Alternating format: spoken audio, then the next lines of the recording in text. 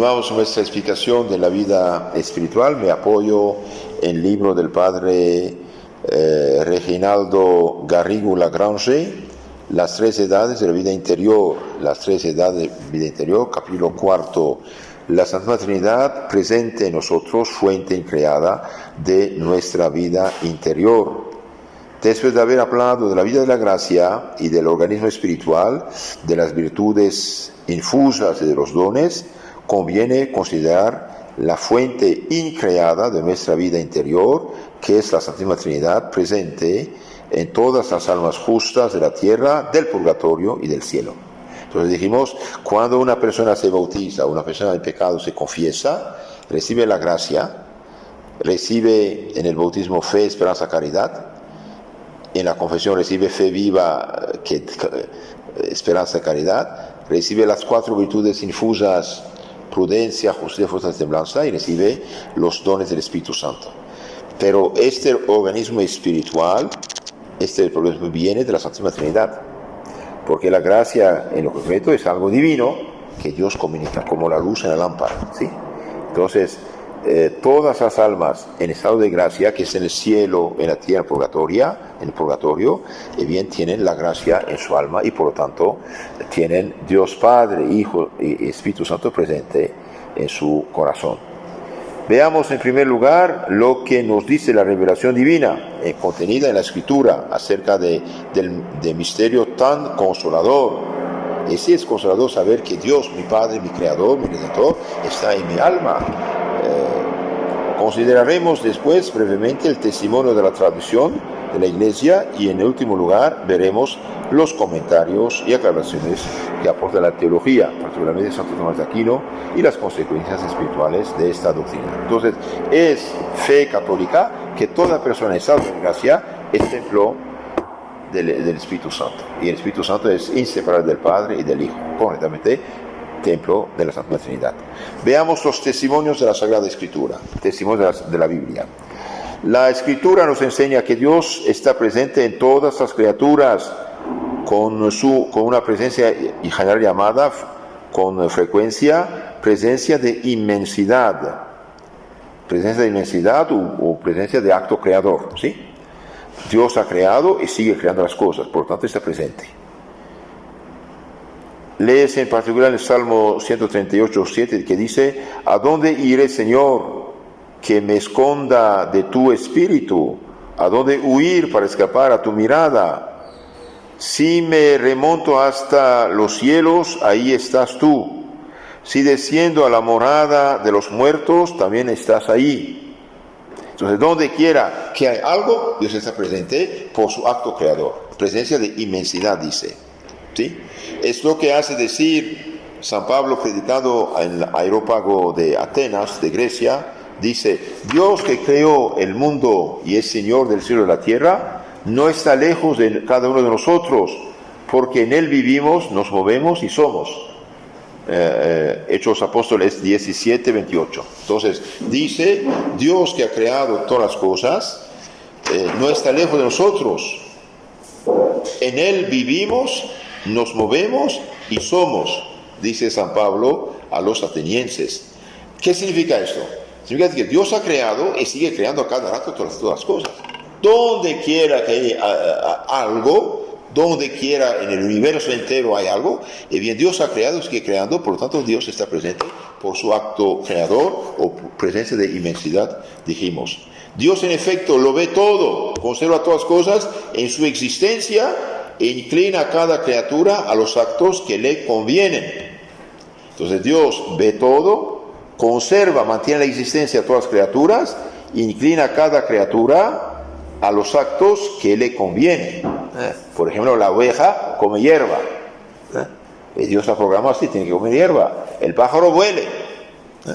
Todos los seres bien cumplen la misión que Dios les ha dado. Pero lo que es maravilloso es que Dios está presente por su acto creador. Por ejemplo, yo tengo esta imagen en mi mano. Si la dejo, cae, ¿sí? Dios ha creado y sigue creando. Como por ejemplo, la lámpara, cada segundo recibe el flujo de luz, de corriente eléctrico. Lo mismo Dios ha creado, sigue manteniendo en la creación. Entonces cuidado, cuando decimos Dios está en el cielo, no pensemos unos miles de kilómetros arriba, ahí. Está donde quiera. Donde quiera que haya algo, Dios está presente. ¿Por qué? Porque el único ser autoexistente que existe por sí mismo es Dios. Todos los demás seres existen porque Dios los ha creado y Dios los mantiene en la existencia. Por eso un niño decía, mami, y aunque haya oscuridad, no hay luz, ya no tengo miedo, porque yo sé que Dios está presente. Y tenía razón. Dios está presente, en Él vivimos, en Él movemos, en Él somos, dijo San Pablo a los atenienses. Entonces, Dios lo ve todo, claro. ¿Por qué? ¿Por qué lo ve? Porque lo ha creado. Nada existe por sí mismo. El único ser autoexistente que existe por sí mismo es Dios. Todas las demás cosas Dios ha creado, sigue creándolas. Entonces, Dios lo ve todo, conserva todas las cosas en su existencia e inclina a cada criatura a los actos que le convienen, menos el mal. El mal viene de los hombres, de los ángeles, por tener libertad. Es Él como el foco de donde dimana la vida de la creación y la energía central de todo, que todo lo atrae así. Es Él como el foco de donde dimana, de donde viene la vida de la creación y la energía central de todo lo trae así. Por eso ser ateo no significa nada, ¿no? Hoy la gente es relativista. Yo no creo. Creas, no creas, nada cambia. Las cosas son lo que son, punto. Bien, pero la Sagrada Escritura no nos habla solamente de esta presencia general de Dios en cada cosa. Cuidado, en cada cosa, porque ha creado, ¿sí? No es que Dios sea la piedra, no. Dios es el ser espiritual, pero ha creado, sigue creando, sí, por esa presencia de acto creador. Hace rato dije, Dios está presente de tres maneras en todo el universo, sí, por su acto creador, presencia de inmensidad, por su poder y por su conocimiento. Por eso, cuando los paganos empezaron a hacerse cristianos, todo cambió para ellos, ya no tenían miedo. ¿Por qué? Porque sabían que Dios está presente. Entonces, dijimos, hay tres presencias generales de Dios en toda la creación: por su acto creador, presencia de inmensidad, por su poder y por su conocimiento. Estas tres presencias es universal, donde quiera que haya algo, Dios es presente, ok. Pero hay una cuarta presencia, que esto sí sirve para la salvación, que es la presencia mediante la gracia y la caridad. Entonces, estas presencias nos llevan a la vida eterna, las demás no. Por ejemplo, el infierno, Dios lo creó, Dios lo mantiene en la existencia. Por tanto, Dios está ahí. ¿En qué sentido? Él ha creado, lo mantiene en la existencia, pero no sirve para nada para la condenación, al contrario, las hace sufrir. Sí. Bien, veamos, seguimos. Entonces, pero la Sagrada Escritura no nos habla solamente de esta presencia general de Dios en las cosas, nos habla también de otra presencia especial de Dios en los justos. Noten esto, presencia especial en el alma de los justos. Así ya en el Antiguo Testamento, en la Sabiduría 1.4 está escrito: la sabiduría divina no penetrará en un alma perversa, ni habitará en un cuerpo sujeto al pecado. Es decir, Dios no comunica su amistad, su gracia, su caridad a un alma perversa, a un alma en pecado. Por ejemplo, cuando la luz se va a medianoche, la lámpara ya queda sin luz. Así pasa cuando un alma peca mortalmente. La gracia se va, la caridad se va, el Espíritu Santo de Dios se va. Hoy se escucha mucho que todos somos hijos de Dios, que no hay problema. Llamados a hacerlo es verdad, pero somos realmente, depende. Si estamos en la gracia de Dios, sí. Si estamos en pecado, no. Aquí dice, la sabiduría divina no penetrará en un alma perversa, ni habitará en un cuerpo sujeto al pecado. Serán solamente la gracia creada y el don creado de sabiduría los que vendrán a habitar en el alma del justo. Con otras palabras, solamente la gracia y la caridad van a habitar el alma del justo. No. Dios, mediante la caridad y la gracia, vive realmente en el alma del justo. Por eso un alma, un cuerpo de un niño bautizado, de un alma en estado de gracia, es mucho más preciosa y respetable que el copón que contiene las hostias sagradas. Por eso se respeta el cuerpo de la persona. Por eso las mujeres cristianas se visten cubriendo su cuerpo, su pecho, sus brazos. No se visten de ese pantalón de mezclilla o de jeans o de licra o no sé qué, haciéndose ridículas. Se cubre el cuerpo porque es templo del Espíritu Santo, ¿no? Las palabras de nuestro Señor nos ofrecen nueva luz y nos enseñan que las mismas personas divinas vienen a apoderarse en nosotros, en nosotros. Noten esto. Entonces, las mismas personas divinas, Padre y Espíritu Santo, vienen a aposentarse en nosotros. Si alguien me amare, dice Cristo, cumplirá mis mandamientos. Mi Padre le amará y vendremos a Él y en Él haremos morada. En Él haremos morada. Vamos a vivir realmente en el cuerpo, en el alma de esta persona. San Juan 14, 23. Entonces usted ve el que vive en pecado mortal, pobrecito, bien en lugar de tener realmente la Santa Trinidad en su corazón, como un santuario, bien tiene el demonio. Y mientras más uno peca, más se hace ciego.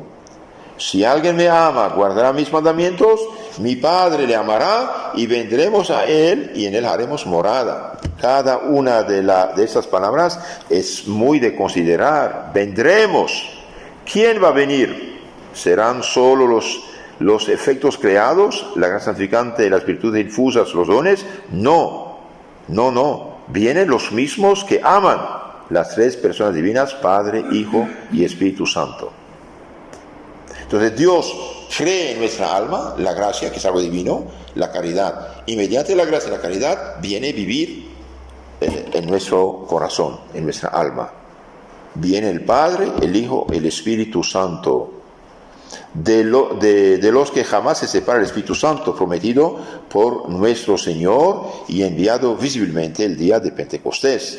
Entonces, cuidado, cuando decimos en la Biblia que somos morada del Espíritu Santo, un templo del Espíritu Santo, cuidado, el Espíritu Santo es el Espíritu Santo, el amor divino del Padre y el Hijo, porque Padre, Hijo y Espíritu Santo son inseparables. ¿Dónde está una persona divina? Están las dos otras. ¿Sabían esto? Por ejemplo, en la comunión, ¿qué recibimos? Cuerpo, sangre, alma, divinidad. La divinidad es común al Padre, al Hijo, al Espíritu Santo. Las tres personas divinas son inseparables. Había dado el ejemplo del sol. Por ejemplo, el sol es a la vez calor, fuego y luz, pero inseparable. Dios es uno. Esta unidad forma la Trinidad, pero la Trinidad es inseparable de la unidad. ¿Dónde está? Cuando Felipe dijo, Señor, muéstranos al Padre, ¿qué contestó Cristo? El que me ve al Padre. Entonces, Padre, Hijo y Espíritu Santo son inseparables. Y mediante la gracia y la caridad viven el alma del justo. Vendremos a Él, dijo Cristo, al justo que ama a Dios. Y vendremos no de una manera transitoria, pasajera, sino que establecemos en Él nuestra morada. Es decir, habitaremos en Él, mientras permanezca en la gracia o en estado de gracia, mientras conserve la caridad. Así habla nuestro Señor Jesucristo. Entonces, es dogma de fe católica, es verdad revelada por Dios, que toda persona que en este momento vive en gracia de Dios, no tiene ningún pecado mortal en la conciencia, y bien, realmente es templo del Padre, del Hijo, del Espíritu Santo. Y cuando uno hace un pecado mortal, bien, Dios se va, el demonio viene, y es una ruina total. No hay nada tan asqueroso que un alma en pecado mortal. Y no hay nada tan bella que un alma en ese estado de gracia. Una vez Santa Catarina de Siena vio un alma en gracia, dijo, si no hubiera sabido que hay un solo Dios, me hubiera puesto de rodillas para adorarla. Entonces vendremos a Él y haremos morada en Él. Por eso los santos decían, prefiero morir antes que pecar, prefiero morir antes que perder la gracia y la santidad. ¿Y cómo recibimos la gracia y la caridad? Mediante los sacramentos. De ahí la importancia de rezar por la conversión de los pecadores. Un pecador que se confiesa, y bien la confesión expulsa el pecado, el demonio, y nos devuelve la gracia, la caridad y la presencia de la Santa Trinidad. Por esto en el pasado había tantos conventos, tantos monasterios que dedicaban a la oración para pedir por el mundo y los pobres pecadores. Y por eso la Virgencita en Fátima en 1917 dijo, recen mucho por los pecadores porque muchas almas van al infierno porque nadie reza por ellas. Entonces, cuando uno vive en gracia, es templo sagrario del Padre, del Hijo y del Espíritu Santo. Estas palabras son confirmadas por aquellas otras de la promesa del Espíritu Santo. Cristo dijo: yo rogaré a mi Padre y os dará otro Consolador, para que eternamente permanezca en vosotros. En vosotros. Este es el Espíritu de verdad, que el mundo no puede recibir, porque ni lo ve ni lo conoce. Pero vosotros lo conocéis, ya que mora en medio de vosotros, y Él estará en vosotros. Él os enseñará todas las cosas y os recordará todo lo que os he enseñado.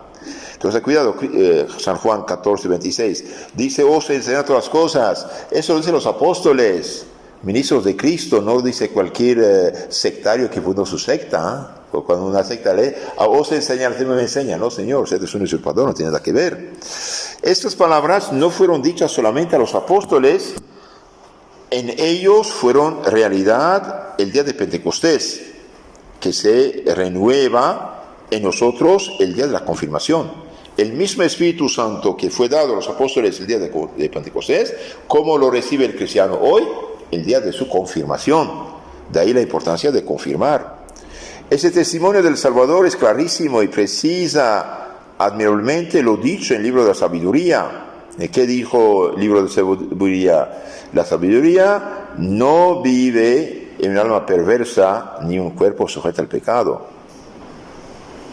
Las tres divinas personas vienen a habitar en las almas justas. Así lo entendieron los apóstoles. San Juan escribe, primera San Juan 4:9, Dios es caridad, Dios es amor, y el que permanece en la caridad, en Dios permanece, y Dios en él. El que permanece en la caridad, en Dios permanece, y Dios en él. Muy importante esto. Ese tal posee a Dios en su corazón, pero no lo posee Dios a él, y lo contiene en sí, conservándole no solo su existencia natural, sino la vida de la gracia y de la caridad. Entonces, él tiene Dios en su corazón, y Dios lo mantiene en la caridad, en la gracia.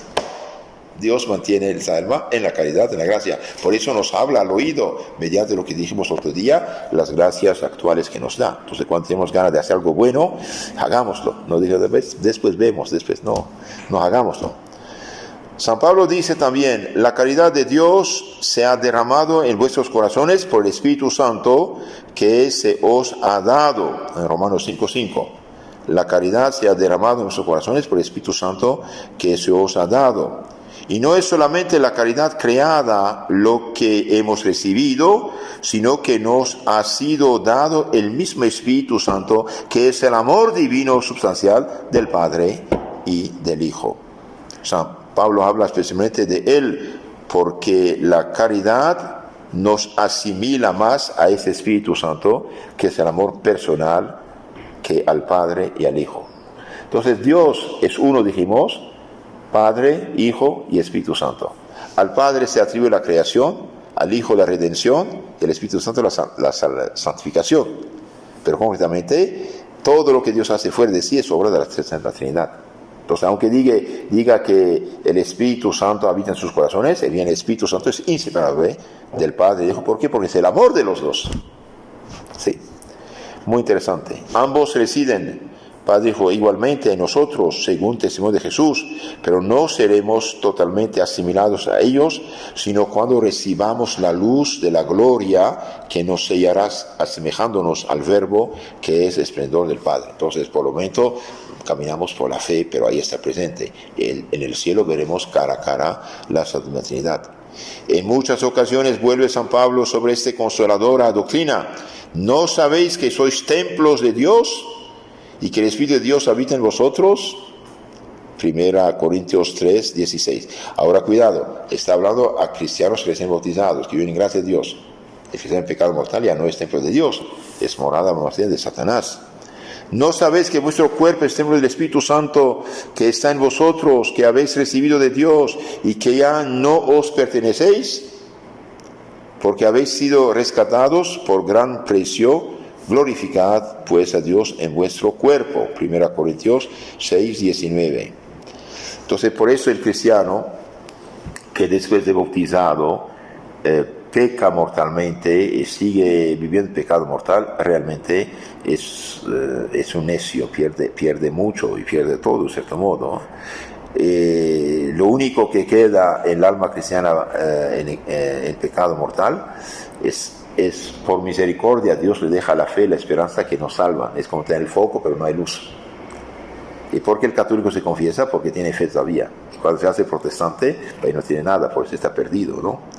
Así pues, con toda claridad nos enseña la Escritura que las tres personas divinas habitan en todas las almas justas, en todas las almas en estado de gracia, y no en los que están en pecado mortal. Ese es el problema. Y de ahí la importancia de hacer esfuerzos de conversión, de oración, de sacrificios por los pobres pecadores. Ahora veamos el testimonio de la tradición acerca de este tema. La tradición apostólica, la tradición de la Iglesia, el Evangelio de los apóstoles, por la voz de los primeros mártires, por la voz de los padres de la Iglesia, por la enseñanza oficial de la Iglesia, demuestra además que así precisamente es como hay que entender lo que dice la Escritura. Entonces nosotros católicos somos hijos legítimos de los apóstoles. Sabemos que predicaban, que decían. Al principio del siglo II, el año 107, murió San Ignacio de Antioquía. Dice en sus cartas que los verdaderos cristianos llevan a Dios en sí y los llama teóforoi, o portadores de Dios. Él decía: yo soy teóforos. Foros, el que lleva teos, Dios, lleva a Dios en su corazón. Los cristianos son teóforoi en plural, teóforos singular, teóforoi en plural. Dios, los cristianos son portadores de Dios. Esta doctrina es común en la iglesia primitiva. Los mártires la proclaman en alta voz delante de sus jueces. Santa Lucía responde a Pascasio, prefecto de Siracusa: las palabras no pueden faltar a los que en sí llevan al Espíritu Santo. Sí. Entonces el Espíritu Santo está en ti. Así es, todos los que llevan vida casta y piadosa son templos del Espíritu Santo, contesta Santa Lucía. Entre los padres de habla griega, San Atanasio dice que las tres divinas personas están en nosotros. Las tres divinas personas están en nosotros, en nuestro corazón, con la gracia. San Basilio declara que el Espíritu Santo, por su presencia, nos hace cada vez más espirituales y conformes a la imagen del unigénito Hijo de Dios. Otro santo, San Cirio de Alejandría, en los años 444, trata igualmente de esta íntima unión del justo con el Espíritu Santo. Entre los padres de habla latina, San Ambrosio enseña que lo hemos recibido con el bautismo al Espíritu Santo y aún más en la confirmación. Santo Agustín prueba que, según el testimonio de los padres más antiguos, no es solo la gracia la que se nos da, sino Dios mismo, el Espíritu Santo y sus 7 dones. Se da en la confirmación. Esta doctrina revelada no nos es inculcada, en fin, por la enseñanza oficial de la Iglesia. El símbolo de San Epifanio que recitaban los adultos antes de recibir el bautismo, se dice: Spiritus Sanctus qui in apostolus locutus est et in sanctis habitat. Creo en el Espíritu Santo que in apostolis locutus est, que habló en la persona de los apóstoles y que habita en los santos, las almas justas. Habita en las almas justas. Esto dice San Epifanio. Bien. El Concilio de Trento, frente a la herejía protestante, a su vez dice: la causa eficiente, la causa que actúa en nuestra justificación o santificación es Dios, quien en su misericordia nos purifica gratuitamente y nos santifica, ungiéndonos y marcándonos con el sello del Espíritu Santo que nos fue prometido y es la prenda de nuestra herencia. Entonces es misma doctrina enseñada de siglo en siglo. Por esa enseñanza oficial de la Iglesia sobre esta materia se nos da hoy de una manera más precisa todavía en la encíclica del Papa León XIII, Divinum Illud Munus, sobre el Espíritu Santo, en la que se nos describe así la presencia de la Santa Trinidad en el alma de los justos. Entonces el Papa León XIII tiene una encíclica sobre el Espíritu Santo que se llama Divinum, D-I-V de Victoria, I-N-U-M, Illud 2L, Munus, del 9 de mayo de 1887, dice el Papa. Conviene recordar las explicaciones dadas por los doctores de la Iglesia, esos especialistas en la palabra de Dios, según la enseñanza de la Santa Escritura. Dios está presente en todas las cosas por su poder, ya lo dijimos, en cuanto que todo le está sometido. Está presente por su presencia, en cuanto que todo está presente a sus ojos, y está presente por su esencia, en cuanto que está íntimamente todas las cosas, todos los seres, como causa de su existencia.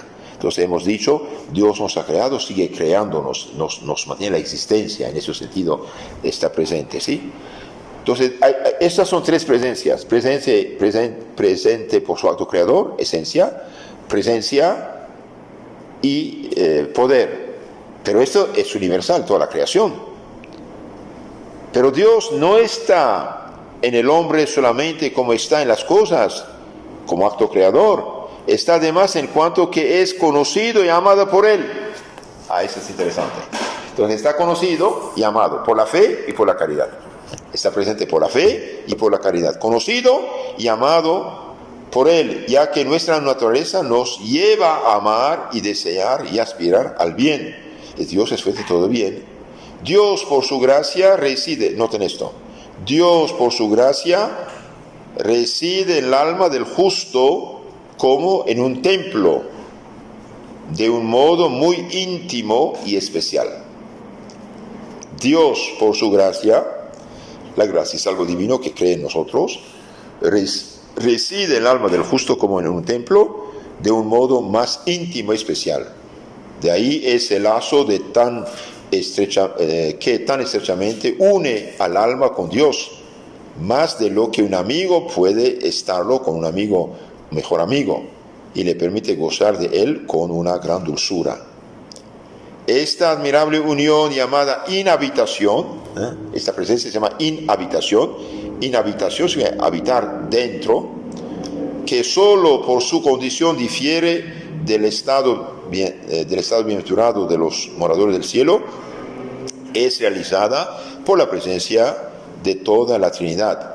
Vendremos a Él y en Él haremos nuestra morada. San Juan 14, 23. Entonces, ¿qué diferencia entre la presencia de Dios por la gracia y la caridad en nuestra alma y con los cielos, con los santos del cielo? El cielo lo ven cara a cara, nosotros no lo vemos. Y por no verlo, podemos perderlo. Por perderlo, prefiere haciendo el pecado, ¿no? El Papa sigue diciendo, esta admirable unión llamada inhabitación, ya lo dije, sin embargo, se atribuye de un modo especial esta presencia al Espíritu Santo. ¿Por qué? Porque dijimos, al Espíritu Santo se atribuye la santificación. En efecto, aún en un hombre perverso existen algunas huellas del poder y de la sabiduría divina como criatura, pero solo el justo participa del amor, que es la característica del Espíritu Santo. Por eso el apóstol, al decir que los justos son templos de Dios, no los llama expresamente templos del Padre y del Hijo, sino del Espíritu Santo. No sabéis que, porque el amor, no sabéis que vuestros miembros son templos del Espíritu Santo, que está en vosotros y habéis recibido de Dios. 1 Corintios 6, 19. La abundancia de bienes celestiales, que es efecto de la presencia del Espíritu Santo en las almas piadosas, se manifiesta de múltiples maneras. Entre estos dones se cuentan aquellas misteriosas invitaciones que por impulso del Espíritu Santo son hechas a las almas y sin las cuales no es posible al hombre ni encauzarse por el camino de la virtud, ni progresar, ni obtener la vida eterna. Hasta aquí Papa León XIII. Expliquemos un poco eso, es muy interesante. Entonces, la abundancia de los bienes celestiales, que es efecto de la presencia del Espíritu Santo en las almas piadosas, se manifiesta de múltiples maneras. Entre estos dones se cuentan aquellas misteriosas invitaciones, es decir, nos da luces, mueve nuestro corazón a hacer tal cosa, a amar tal cosa, a hacer cosas buenas para progresar en la santidad.